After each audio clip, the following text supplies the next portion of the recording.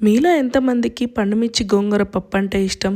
ఏంటి పండుమిర్చి గోంగూర పచ్చడైతే పప్పు అంటున్నా అనుకుంటున్నారా? అదే ట్విస్ట్ మరి. నేను చేసే వంటలో ఆ మాత్రం మ్యాజిక్ ఉండాలిగా. ఈ పప్పు తింటే మళ్ళీ మళ్ళీ ఇదే చేసుకొని తినాలనిపిస్తుంది మీకు కూడా.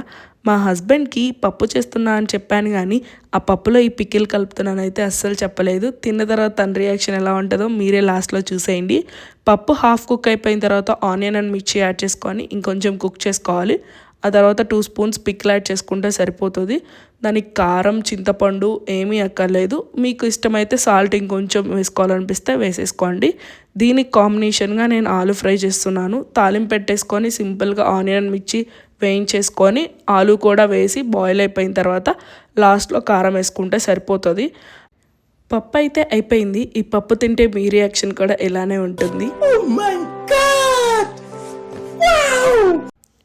పప్పు కాంబినేషన్ అయిన గొట్టాలు కూడా రెడీ అయిపోయినాయి. సో మా హస్బెండ్ రియాక్షన్ ఏంటో మీరే చూసేయండి.